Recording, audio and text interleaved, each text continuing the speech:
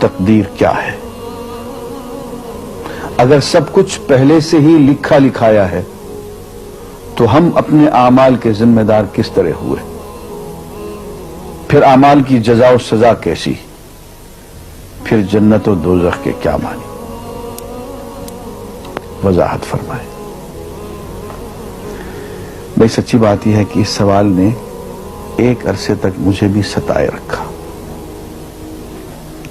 اور میں سوچتا رہا کہ اگر واقعی اللہ تعالیٰ نے پہلے سے ہی سب کچھ لکھ دیا ہے کہ میں اتنے بج کر اتنے منٹ میں بیٹھ کے یہاں پہ ایک لیکچر دوں گا، یہ تقریر کروں گا، اتنے بج کر اتنے منٹ میں نماز پڑھوں گا، اتنے بج کے اتنے منٹ میں فلاں کو گالی دوں گا، فلاں کو تھپڑ ماروں گا، یہ پہلے سے ایک میرا شیڈول مرتب ہے اللہ کے ہاں، لکھا لکھایا پروگرام چھپا چھپایا موجود ہے، میرا کیا قصور؟ تو لکھنے والے کا قصور ہے؟ بات تو خطرناک ہے نا، بات تو خطرناک ہے نا۔ تقدیر کیا ہے؟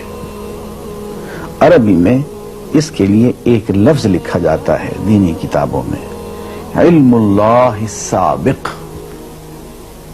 اللہ کا علم جو پہلے سے اسے حاصل ہے۔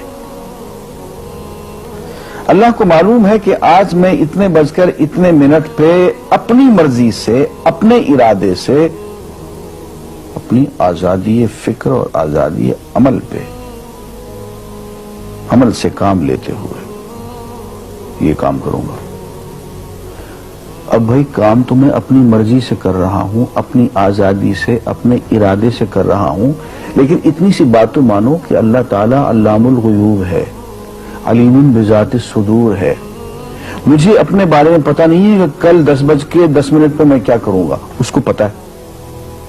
مجھے اپنے بارے میں پتہ نہیں ہے کہ میں 10 سال کے بعد کہاں ہوں گا، کیا کر رہا ہوں گا، فلاں بج کے فلاں منٹ، اس کو پتہ ہے۔ اس کو میرے آزادانہ، خود مختارانہ، فری ول کے ساتھ کیے ہوئے اعمال کا پتہ ہے کہ میں اپنی مرضی سے، اپنے فری ول کے ساتھ، اپنے ارادے سے اتنے بج کر اتنے منٹ پہ کیا کروں گا۔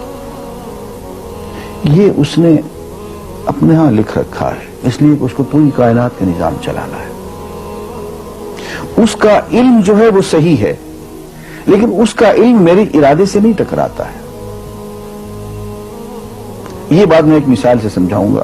میرے ساتھ ایک واقعہ پیش ہو گیا، اس دن مجھے تقدیر سمجھ میں آ گئی کہ ہوتی کیا۔ 1971 کی بات ہے کہ یہاں اکاؤنٹنٹ جنرل آفس میں میں ڈپٹی اکاؤنٹنٹ جنرل تھا۔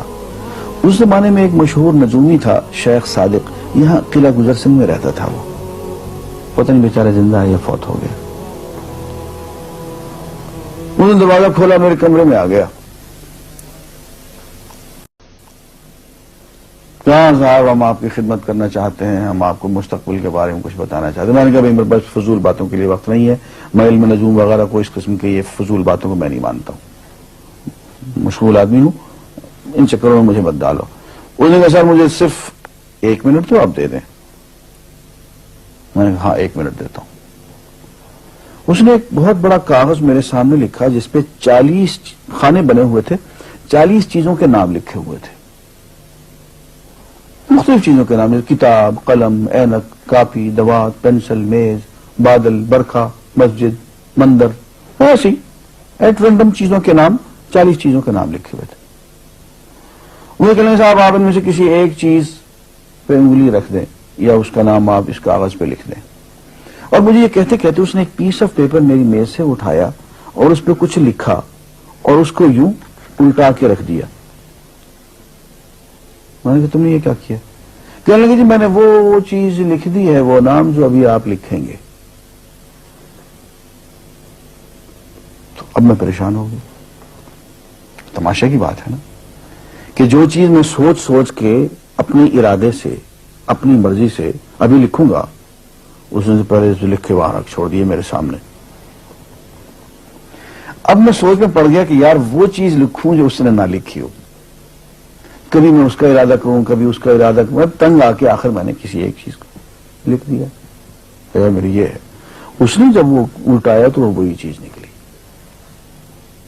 اب پتہ نہیں یہ کیا چکر تھا اس کا، خدا ہی جانے۔ کوئی اس کا علم ہوگا، کوئی فن ہوگا، کوئی تک بازی ہوگی، تک بندی ہوگی کوئی. لیکن اس دن مجھے پتا چلا کہ یار اس کو جو کچھ میں نے لکھا ہے اپنے ارادے سے لکھا ہے، اپنی مرضی سے لکھا ہے، اس سے پابند ہو کے نہیں لکھا. کبھی اس میں انگلی لگاتا تھا، کبھی اس پہ آخر چن کے ایک لکھا میں نے. لیکن اس کمبخت کو پہلے سے پتا تھا کہ میں کیا لکھنے والا ہوں، اور اس نے پہلے سے وہاں لکھ کے رکھا ہوا تھا. میں نے کہا یار ایک محدود علم والا آدمی میرے آئندہ کے اعمال کو اپنے ہاں لکھ کے رکھ سکتا ہے. ہر چن کے وہ عمل میں اپنی مرضی سے کر رہا ہوں، اپنے ارادے سے کر رہا ہوں، کوئی مجبوری نہیں ہے اس میں. لیکن وہ میری مرضی والا عمل، میرے اپنے ارادے سے کیا ہوا عمل، پوری آزادی کے ساتھ کیا ہوا عمل، اس نے پہلے سے اپنے ہاں لکھ کے رکھا ہوا. یار اگر یہ انسان کر سکتا ہے تو رحمان کیوں نہیں کر سکتا؟ اس نے میرے سارے اعمال جو میں آئندہ چل کے کرنے والا ہوں، وہ سارے کے سارے اعمال اس نے اپنے یہاں لکھ کے رکھے ہیں. اس کو انتظام کرنا ہے، میرے رزق کا انتظام بھی کرنا ہے، آگے میری زندگی، میری موت، میری قبر میں اکوموڈیشن کا پتہ نہیں کہاں کا میرے اس نے انتظامات کرنے ہیں. تو میرے بارے میں اس نے سارا ڈیٹا کلیکٹ کر کے رکھا ہوا ہے اپنی انفارمیشن کے لیے کہ یہ اپنی مرضی سے کیا کیا کچھ کرے گا. تو اس کے لکھے ہوئے ہونے سے میری مرضی ختم نہیں ہوتی، میری ذمہ داری ختم نہیں ہوتی، میرا ارادہ، میری فری ول ختم نہیں ہوتی. یہی وجہ ہے کہ ہم جو اعمال کرتے ہیں اس میں سے اللہ تعالیٰ اس کی کچھ ذمہ داری ہم پہ ضرور ہوتی ہے. کچھ کام اللہ تعالیٰ کا ایک نظام ہے، اس میں شاید ہماری ذمہ داری نہ ہو، وہاں جبر ہو. لیکن کچھ اعمال ایسے ہیں جن میں خالصتاً ہمیں آزادی حاصل ہے، ہمیں اختیار حاصل ہے، ہم ان کے ذمہ دار ہیں، ہمیں ان پہ جزا ملے گی، ہمیں ان پہ سزا ملے گی، اللہ تعالیٰ بچائے. اور جزا ملے گی تو جنت ہوگی، سزا ملے گی تو دوزخ ہوگی. لیکن آزادی عمل اور ارادہ ضرور ہے. یہ الگ بات ہے کہ اللہ تعالیٰ کو پہلے سے ہی معلوم ہے کہ ہم اپنے ارادے سے اور اپنی آزادی اور اپنی مرضی سے ہم آج اور کل اور پرسوں اور سال بھر کے بعد اور 10-20 سال کے بعد ہم کیا کیا کریں گے اس کے ہاں لکھا ہوا ہے. وَعِندَهُ عِلْمُ الْكِتَابِ، اس کے ہاں سب کچھ لکھا ہوا ہے. لیکن ہم جو کرتے ہیں اپنے ارادے سے کرتے ہیں اور اس کے ذمہ دار ہیں. وآخر دعوانا الحمدللہ رب العالمین.